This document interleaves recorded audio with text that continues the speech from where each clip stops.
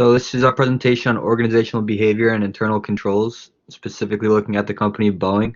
My name is Brendan Murphy. My name is Jake Hasenbalg. So background on the investigation, Boeing made a jet called the 737, and that jet actually had two fatal accidents, one on October 29th called the Lion Air Crash, and that took 189 lives.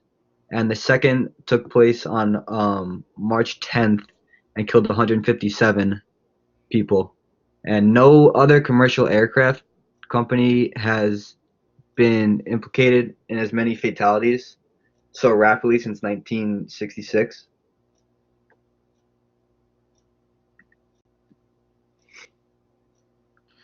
So what is MCAS?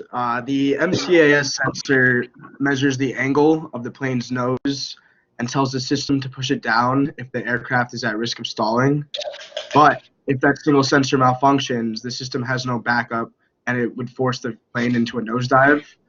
Malfunction of this sensor was the cause of both plane crashes, leading to the total of 346 deaths. Now, is this a new series of planes? Or one that's been flying for a while? So Boeing actually was competing with another company called Airbus, and usually whatever company puts out the better aircraft gets most like the market share for that particular year. So Boeing rushed the new 737 jet, and they spun it off as one of their older models. But the only difference was that it had like a better engine and this new system on it. Okay. But the MCAS system, which stands for Maneuvering Characteristics Augmentation System, which they will come to later in the presentation, but basically that system malfunctioned because it was like new and they rushed it, and the Federal Aviation Agency, which approved this plane, they like approved it quicker than they've normally approved other planes or other new designs coming to the market, and they got a lot of backlash for this too due to the accidents. Okay. So they raised something to market. So go ahead. What happened? And keep going on that. So they brought something to market and it wasn't fully tested. So they spun it off that it was one of their older like aircrafts, and they added this MCAS system, which was supposed to like control the plane, because they added a newer jet engine to it, and like they revamped it and made it a little bit bigger. But they said that it had all like the old characteristics, and it was just one of their older jets, so they were able to pass through inspection of the Federal Aviation Agency quicker than it should have gone through. So they didn't treat it as a new plane; they just treated it as a sort of an update. Correct, an update. Yep. Okay. They didn't fully inform the regulators exactly how it was just a single sensor, and that if it did malfunction, there was no backup to protect it from nosediving. Okay. So yeah, what went wrong? Evidence suggests a safety feature called the Maneuvering Characteristics Augmentation System (MCAS) sent both planes into fatal dives as pilots struggled to keep the plane aloft. The MCAS automatically nudges the nose of the plane down if sensors detect an imminent stall. A faulty sensor can send the plane into a dive again and again. Boeing installed the software on planes without fully informing regulators or pilots about how it works. So when they installed the software into the planes, they only had like a 2-hour iPad or 1-hour iPad like info session on how it works, and the pilots had no idea exactly like how to use it, but they thought it was just going to be the system would work fine. It already got tested, and they didn't worry too much about it. But when both these crashes happened, the pilots struggled to like override the system because it was foreign to them. So they couldn't like really disable it, and since the system keeps the nose of the plane like heading down, and because it's trying not to let the plane stall, that this would send the plane straight down. And they didn't know this. The pilots knew that it was a new system, but they did not know That was in going to depth. behave that way. Exactly. Did the company know? Boeing thought that it was all just going to be checked out, and that there was no way that the engineers could have skipped a step, or that it could backfire on them. Okay. They knew that. They were kind of rushing the production of this because of the intense commercial pressure that played into some of the management's decisions. As we'll get into, Boeing can be seen as a company that was looking to maximize their financial profit rather than the safety of their customers. Oh. Okay. Keep going. So, how is Boeing responsible for these crashes? In court, when they were brought to trial, a Boeing employee expressed concern in an email about the risk of relying on a single sensor to trigger the new system known as MCAS. And nearly 3 years before problems with the sensors and the system brought down a land air flight. And then in a separate email, a senior Boeing 737 production manager warned that the company was straining its workforce too much in its haste to ramp up production. The manager sent the email 4 months before the first crash in October 2018. So clearly, managers were concerned about the matter. These were people who knew the technical side. Yes, these are the people, the engineers. So they all.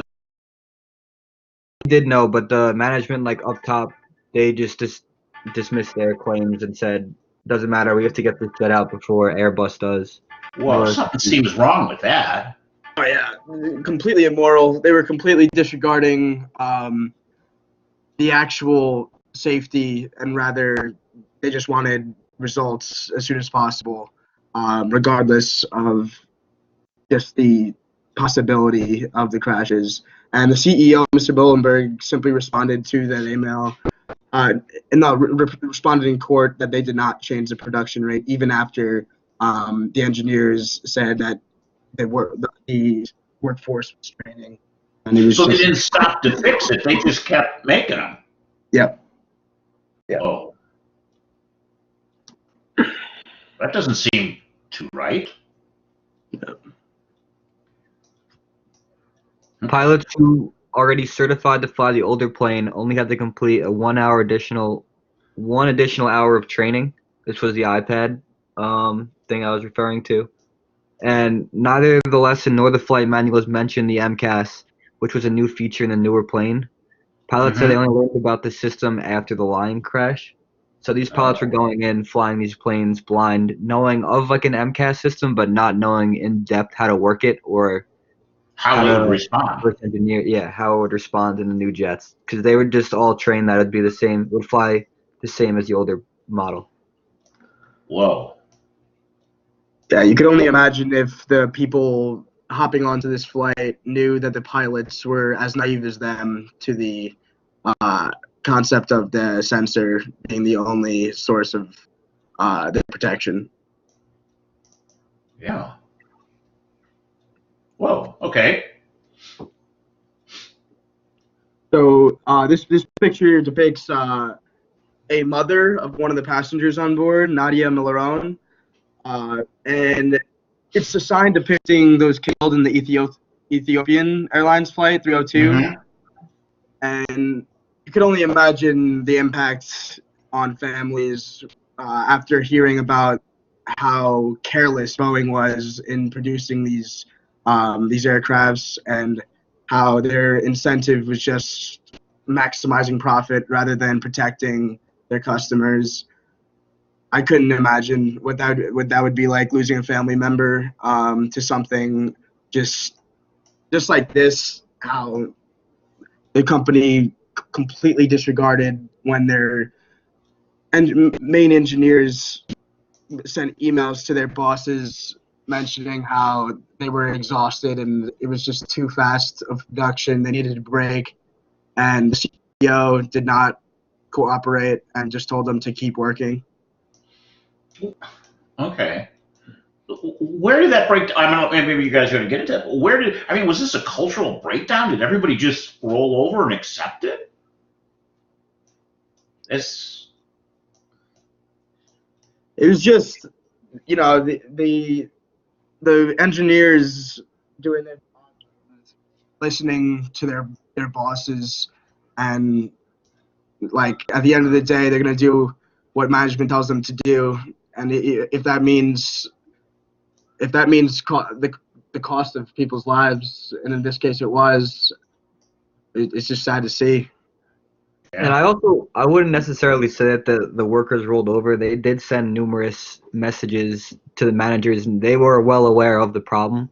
I feel like they did So everything in their power besides just to like actually walk out that they could have done and like so the keeping like managers ignored it too. The correct. people that had the power to do something didn't The do it. actual workers themselves, yeah, told the people who had the power to do something, and they disregarded their claims. Well, What Boeing should have done: organizational culture and priorities of executives and critical components of ethical climate. When looking from the top down, if employees only buy in and care about the little things as much as management does, Boeing taking shortcuts demonstrates that they do not hold the safety of their passengers in the highest regard, but rather their profits. And creating a profit-driven only environment leads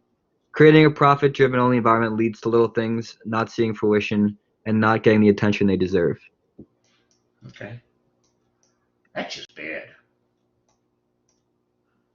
So the connection to organizational behavior, organizational culture, as well as the priorities of senior executives, are critical components that impact the ethical climate of an organization. One managerial/leadership maxim is what gets measured gets managed. Many of Mhm. the issues discussed in this article make it appear that Boeing drifted from being an aerospace engineering company to a financial maximize market share engineering company. This article provides an opportunity for faculty and students to analyze and discuss the impact of organizational culture and the priorities of senior managers on a firm's ethical climate. And clearly, the management of Boeing was not acting ethically, and they simply were putting their prerogatives in front of the safety of their customers. But didn't they think that would come back and bite them in the butt at some point? You would think. I don't think they imagined that something would actually go wrong. But if they really just listened to their workers and like those engineers expressing their concerns in their emails, they should have had some sort of idea that potentially something was going to happen that was going to be very bad. And not only did it happen once, it happened twice. Shame on. Yeah. It's absurd. Okay. Let me say, if say you work for the company and you saw something like that, I mean, besides sending an email, what would you do? I mean, and nobody responded. What do you think you would have done? Personally, I would try and get more people who are working on the project with me on board and just Okay. express my concern and try and bring like more of, I guess, kind of a mob mentality to like, because one or two emails can easily get looked over, but if everybody working on a certain project is saying to management, like this is not going to work or like this is not safe, I feel like they Okay. take greater light to that. Okay. It just like I can't believe that it happened. Yeah, it's I'm still like disgusting. in shock. Yep. Like that's not good for long-term business. No. Nope.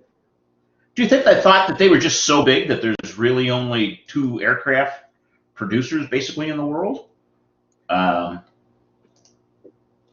At the time being, those were the two greatest like in the market. There are other obviously aircraft companies, but being that these two are the biggest creators, they for this particular year they were fighting for who would make out like the best product and who would generate the most revenue.